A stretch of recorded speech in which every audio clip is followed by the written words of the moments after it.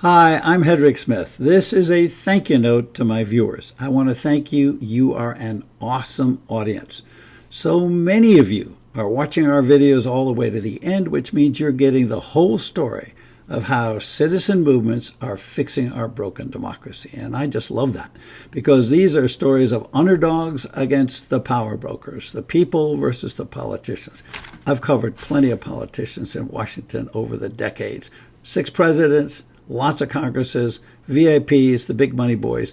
And my favorite stories are out there in the country with you, covering average people, what I might call American political patriots who are working to make American democracy and elections cleaner, fair, and more open to all of us. So I'm going to give you a bonus video as a thank you.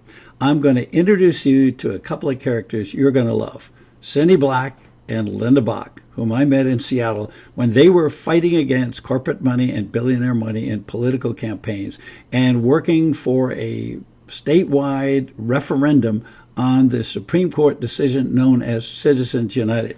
Remember, that was the decision in which the court said corporations are like people, money is like speech, so corporations can spend unlimited amounts of money in campaigns. Well, that didn't sit well with millions of Americans, including Cindy Black and Linda Bach. The difference is Cindy and Linda rolled up their sleeves and went to work, decided to put that issue before Washington voters. They organized petitions to get signatures, to put it on the ballot and get that popular vote. Lots of work, lots of volunteers, lots of heartache, lots of time.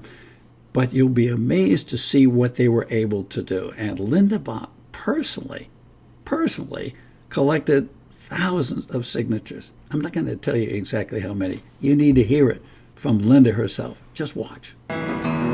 Puget Sound, the famous Pike Street Market. I find people gathering for picnic lunch. Fishmongers draw a crowd tossing salmon.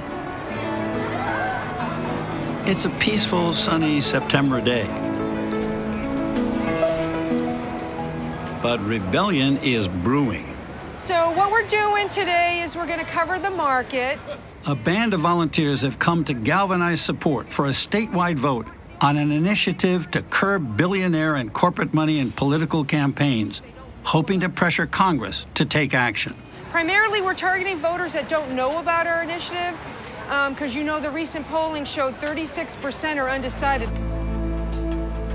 It's initiative 735. Great, thank you. We need to put the power of the vote back into the hands of the people so that the wealthy entities will no longer have a pipeline. Linda Bach is a modern Paul Revere awakening the popular rebellion.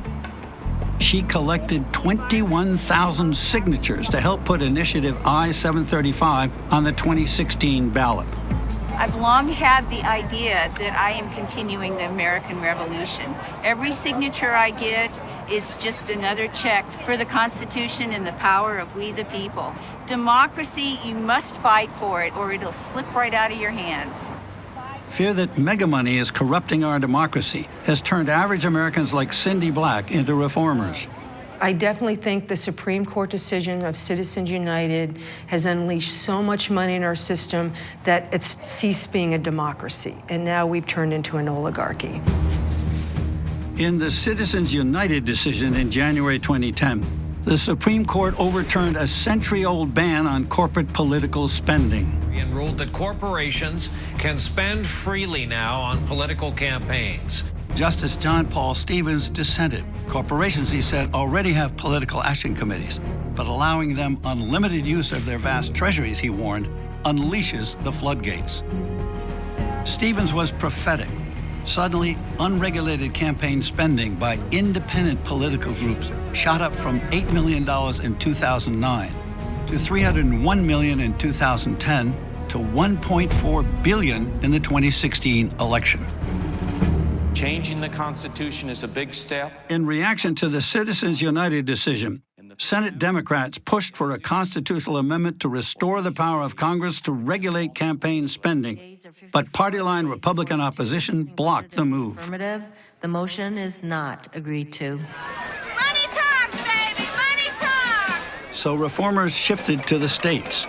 Several legislatures called on Congress to roll back Citizens United. 800 cities joined. In Colorado and Montana, 74% bipartisan supermajorities voted against Citizens United.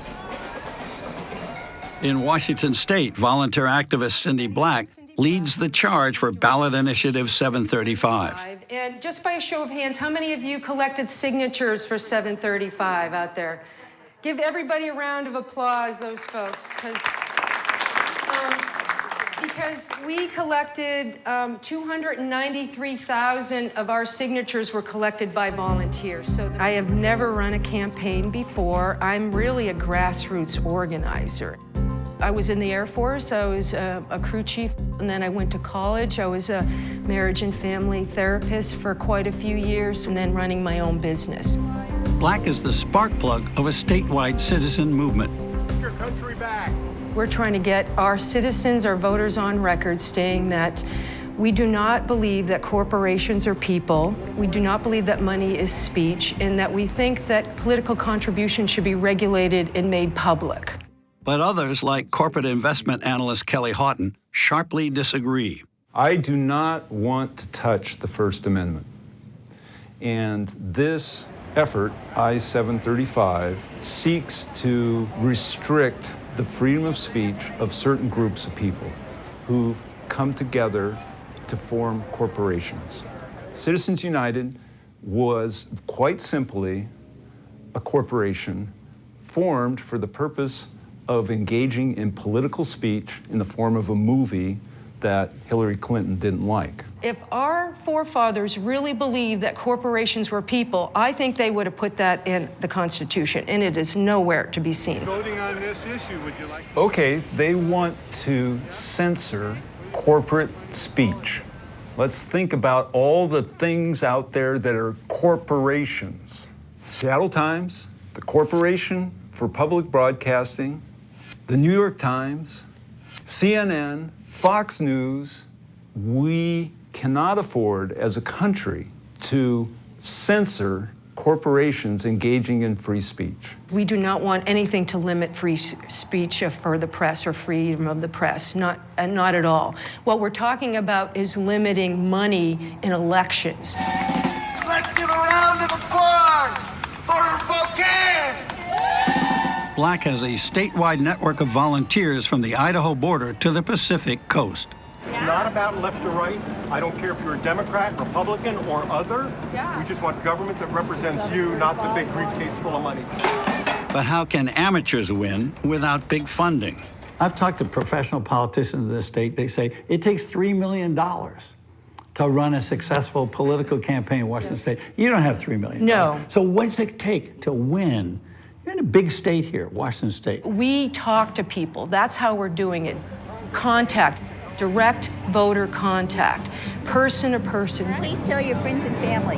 Okay. You can pass an initiative with a grassroots effort with a small budget. We can do it.